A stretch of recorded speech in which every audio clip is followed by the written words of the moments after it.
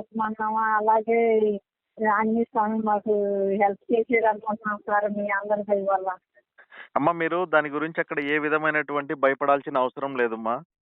అర్థమైందా మీకు? మాకు ఇప్పుడు తెలుస్తుంది సార్, కానీ మేము ఒంటరి వాళ్ళం, మాకు న్యాయం జరగదు, ఏం చేయాలి అనుకుని ఎందుకు ఒంటరి అనుకుంటున్నారమ్మా? కొట్టుకున్నప్పుడు మీ అందరు ముందుకు వచ్చారు సార్. అమ్మ మీరు ఎందుకు ఒంటరి అనుకుంటున్నారు? మీరు ఒంటరి అయితే ఇంత దూరం నుంచి ఆయన మీ కాడకు రాగలరా చెప్పండి? అదే సార్, అది ఆ దేవుని దయ మీ దయ సార్.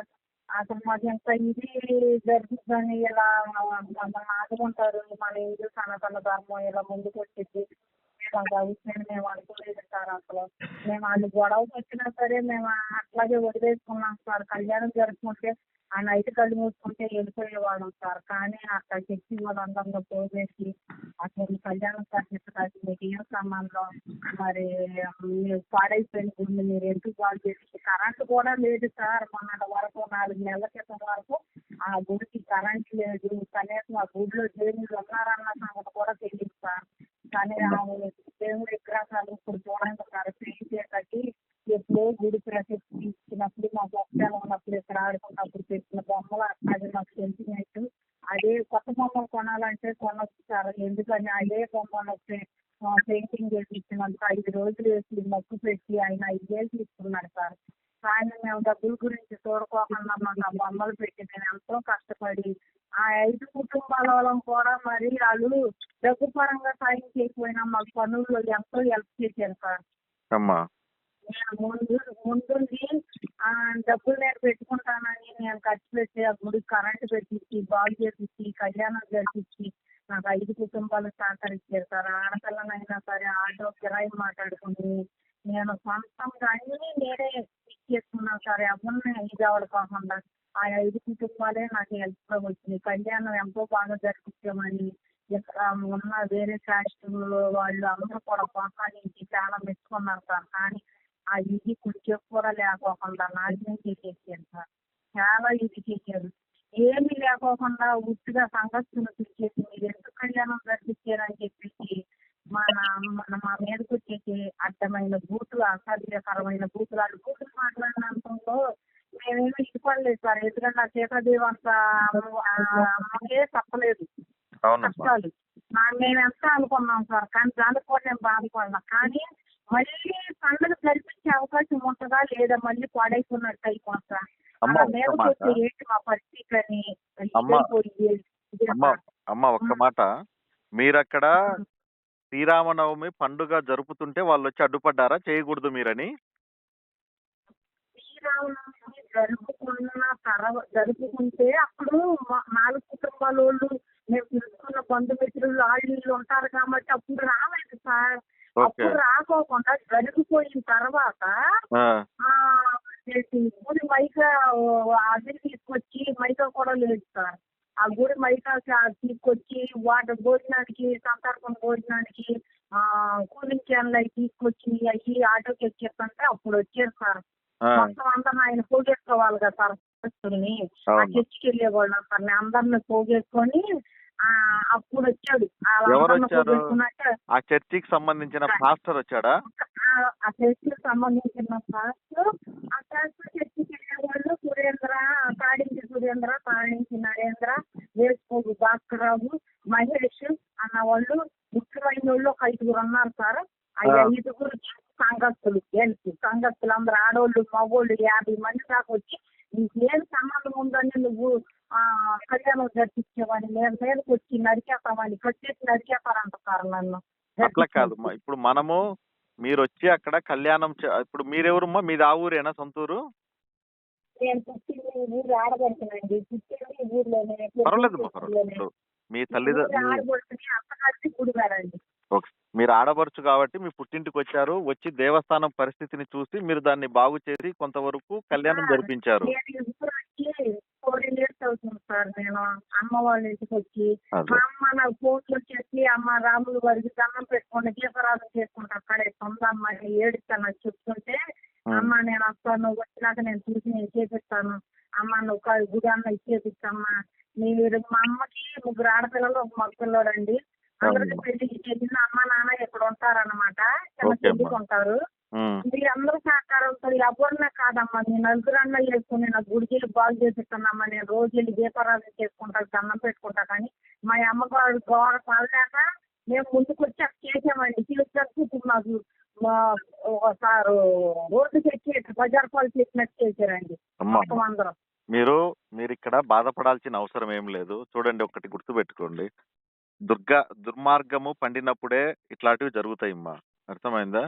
అది మీరు నేను అదే ఒంటరిగా అనుకుంటున్నాను ఒక సార్. మహిళ అయ్యుండి మీరు అక్కడికి వెళ్ళి దేవస్థానానికి కావాల్సిన కరెంటును అక్కడ శుభ్రపరిచి విగ్రహాలు ఏర్పాటు అంటే వంటిని మీరు శుభ్రపరిచి అక్కడ కళ్యాణం జరిపించిన తర్వాత మీ మీద వాళ్ళు మూకుమ్మడిగా ఆ ఊర్లో ఎవరైతే క్రైస్తవులుగా చెప్పుకుంటున్నారో వాళ్ళు వచ్చి దాడి చేయడం అనేది నిజంగా చాలా బాధాకరమైన విషయము. ఎందుకంటే అది వాళ్ళకి సంబంధం లేని విషయము.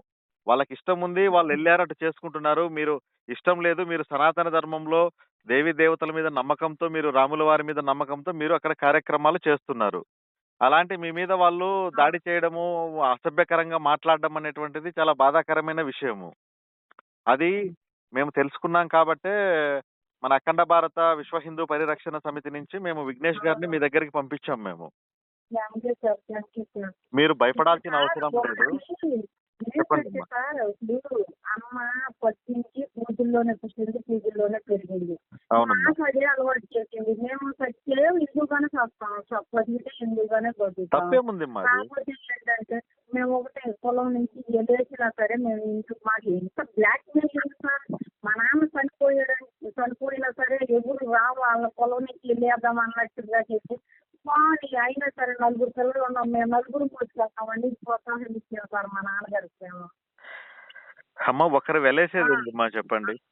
ఆ? ఆ నిజంగా సమయం వస్తే ఓ, ఆ భగవంతుడే ఏదో ఒక రూపంలో మనకు కావాల్సిన వాళ్ళను మన దగ్గరికి పంపిస్తారు, అంతే అమ్మా. మేము అదే అనుకున్నాం సార్. మేము అదే అనుకున్నాం. దేవుడు మా అందరూ ఉన్నాడు, మేము అన్యాయం చేయట్లేదు. మేము క్రిస్టియన్ దగ్గరికి వెళ్ళి మా మతంలోకి రామని వాళ్ళని అడగలేదు, వాళ్ళు మమ్మల్ని అడిగారు కానీ మేము అడగలేదు. కానీ మమ్మల్ని ఈ విధంగా ఇబ్బంది పెట్టి, ఈ విధంగా టార్చర్ పెట్టి మీద కొట్టడం ఒకటే తప్పు సార్.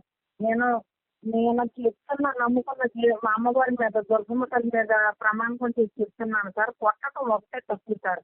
చేతి దగ్గర దాకా చేతులు వచ్చేసి అక్కడ మీదకి వచ్చేసారు సార్.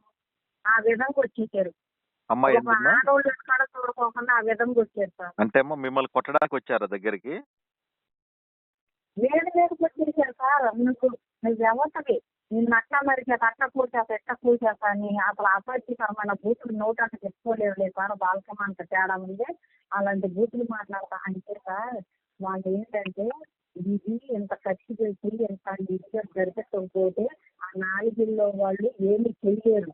ఇది ఇన్ని డబ్బులు ఖర్చు పెట్టి ఎత్తుకు చేసింది, దీనికి ఇదే అంటూ లేకపోకుండా ఉంటే వాళ్ళు ఏమైనా మనం చేయగలం.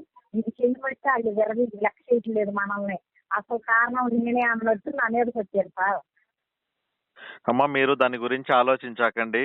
మీరు మీకు ఖచ్చితంగా ఆడ 4 ఇండ్లు ఉన్నాయి, రేపై 40 ఇండ్లు మారుతారు. మన హిందూ ధర్మంలోకి తిరిగి వస్తారు. మీరు ఆలోచించాకండి దాని గురించి. అక్కడ ఒకటే రిక్వెస్ట్ సార్, మీకు అనుకునే వాళ్ళందరికీ కూడా మీరు బీపీ సర్టిఫికేట్లు ఇప్పించారంటే నాకు న్యాయం చేసిన వాళ్ళు అవుతారు సార్. ఎందుకంటే క్రిస్టియన్ లో ఉన్న వాళ్ళు క్రిస్టియన్ సర్టిఫికేట్ తీసుకోవాలి కదా సార్. హిందువుగా ఉండి హిందువుగా చాలా మంది అవుతూ క్రిస్టియన్ గా చర్చికి వెళ్ళి పూజ ఇచ్చి హిందువులు పూజలు చేసుకుంటే వాళ్ళ మీదకి కొట్టండి వాళ్ళకేం సంబంధం. నాకు న్యాయం జరగాలంటే మీరు బీపీ సర్టిఫికేట్ వాళ్ళకి ఇచ్చి పూజలు మేము జరుపుకునేలాగా చేసే చాలు సార్. ఖచ్చితంగా అమ్మా, కంపల్సరీ అక్కడ దానికి ఏదైతే అక్కడ మీకు ఇబ్బందులు ఉన్నాయో దాని గురించి కంపల్సరీ మాట్లాడతాను. ఇప్పుడు అక్కడ వాళ్ళు మీ మీద కేసు పెట్టారా వాళ్ళు? మా మీద చేస్తారు కాదు సార్. అమ్మవారిని జరుపుకున్న తిరిగి నవరాత్రులప్పుడు అమ్మవారిని నిలబెట్టుకున్నాం సార్. మేము పెళ్లి అమ్మని జరిపిస్తున్నాం. అమ్మవారి ఇంటికాడ ఒక రూమ్ గుడి లాగా చేసుకున్నాం, అమ్మవారి రూమ్ లాగా. ఇప్పుడు చూడమనండి, మీ వాళ్ళు వచ్చారు కదా, వాళ్ళనే వాడకండి చెప్తారు.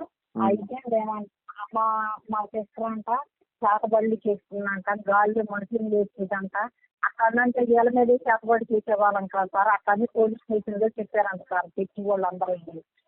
ఓకే, అంటే ఇప్పుడు మీరు అక్కడ అమ్మవారిని పెట్టుకొని పూజ చేస్తుంటే మీరు చేతబడులు చేస్తున్నారని చెప్పి మీ మీద వాళ్ళు క్రైస్తవులు ఎవరైతే మతం మారారో వాళ్ళు మీ మీద కంప్లైంట్ ఇస్తున్నారు, అవునా? కంప్లైంట్ ఇవ్వటం కాదు, పోలీస్ స్టేషన్లో చెప్పారంట. కంప్లైంట్ ప్రూఫ్లు అయ్యాలని అడిగారంట. అది ప్రూఫ్ లేకుండా ఎలా పెడతారు సార్? ఏదైనా నాకు ఇష్టం సార్, ఇక్కడ అమ్మవారిని కనిపెట్టుకుని ఉండేది. నాకు ఇష్టం అమ్మవారి పూజ చేసింది, దుర్గమ్మ వారి పూజ. ఓకే ఓకే ఇక్కడ నిలబెట్టుకుని చెట్టు యాగం జరిపించింది. అంటే ఇప్పుడు రామాలయం దగ్గర పెళ్లి యాగం జరిపించలేము. అమ్మవారిని ఎక్కడ నిలబెట్టుకుంటాం, అక్కడే కదా సార్ జరిపించుకునేది. అవును మనము అవును దుర్గమ్మ వారిని మేము ఆ ఇంట్లోనే ఒక రూమ్ ఇచ్చేసుకున్నాం, అమ్మవారికి పూజ చేసుకుంటాది. ఇప్పుడు మన వాళ్ళు వచ్చారు, చూడమనండి, వాళ్ళ ఎదురుగా అమ్మవారి ఎదురుగుండానే కూర్చున్నారు.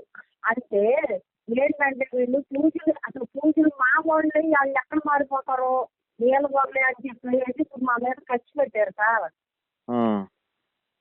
అది ఏంటంటే హిందూ అన్న కూడా ఆ 4 కుటుంబాలు కూడా ఉండకూడదని. అట్లా అది వాళ్ళ ప్రయత్నమే. అది మాది ఒక వైరస్ లాంటిది, ఒకరికి వ్యాపించిందంటే పక్కనోడికి కంపల్సరీ వ్యాపించాలనేటువంటి భావన వాళ్ళది. చెడు ప్రచారం చేసేటప్పుడు మనకి ప్రూఫ్ ఉండాలి కదా సార్. ఎవరైనా న్యాయమైనా అన్యాయమైన ప్రూఫ్ అడుగుతారు కాబట్టి వాళ్ళు అట్లా చేస్తున్నారు అన్నటానికి మనకు అన్ని రుజువులు అన్ని. ఇప్పుడు మేము చెప్పడం కాదు సార్, మా మాట ఏమవుద్ది, మా మాట కాకుండా మనం ముందు మన ఎదురుగుండా ఆడే వాళ్ళ గురించి అనవసరం, మన వెనక తెచ్చుకునే వాళ్ళ గురించి కావాలి. మా గురించి మేము ఎలాంటి వాళ్ళమో, మా తల్లిదండ్రులు ఎలాంటి వాళ్ళు, మాకు నాయుడు గౌరవం ఉన్నారు సార్, వాళ్ళని అడగమన్నాం సార్. ఒకసారి మాట ఎవరు వచ్చిన అక్కడే మా దగ్గర వద్దు, నేను చెప్పేది మేము మాకు అనుకూలంగా చెప్పాము అనుకుంటారు, అక్కడికి వెళ్ళి ఎంక్వైరీ చేసుకోండి అని చెప్పాం. మనం పోలీసులు వచ్చినా సరే అదే చెప్పాం, వాళ్ళు సనాతన ధర్మం హిందూ ధర్మం వాళ్ళు వచ్చినా అదే చెప్పాం, మరి శివశక్తి వాళ్ళు వచ్చినా అదే చెప్పాం, ఎవరు వచ్చినా సరే అదే చెప్పారు సార్ మేము. ఎందుకంటే మన గురించి మనం చెప్పుకున్నది గొప్ప కాదు, మన గురించి మన వెనకాల వాళ్ళు చెప్పుకున్నది గొప్ప. ఏం కాదమ్మా, మీరు దేని గురించి మీరు భయపడాల్సిన అవసరం లేదు. మీరు ధర్మం కోసము, మీరు పుట్టిన మీరు పెరిగిన మీ మతం గురించి, మీ ధర్మం గురించి మీరు పోరాడుతున్నారు. దాంట్లో మీరు ఎవరికి భయపడాల్సిన అవసరం లేదు. మేము ఏంటంటే పుట్టి హిందూగానే పుట్టాము, చచ్చిపోయి హిందూగానే చనిపోతాం అంతే సార్. ఏం కాదమ్మా, మీరు అవన్నీ భయపడొద్దండి. మేము ఆ సమస్యకు సంబంధించి అక్కడ ఉన్నటువంటి ఎంఆర్ఓ గారికి, అలాగే మీ దగ్గరలో ఉన్న స్టేషన్ లో ఎవరైతే ఉన్నారో సిఐ గారికి కానీ, అవసరమైతే డిస్ట్రిక్ట్ మన ఎస్పీ గారికి కూడా మనం అక్కడ ఒక లెటర్ ఫార్వర్డ్ చేస్తాము మీ సమస్య గురించి.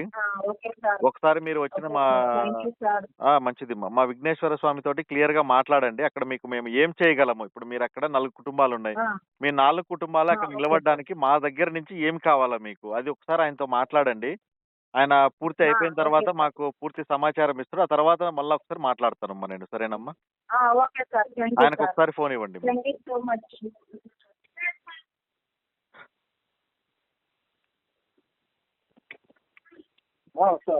మీరేం చేస్తారంటే అక్కడ వాళ్ళతో కూర్చొని కొద్దిసేపు మాట్లాడి వాళ్ళకి ఏం కావాలా, మన సైడ్ నుంచి ఏం చేయాలో అడగండి.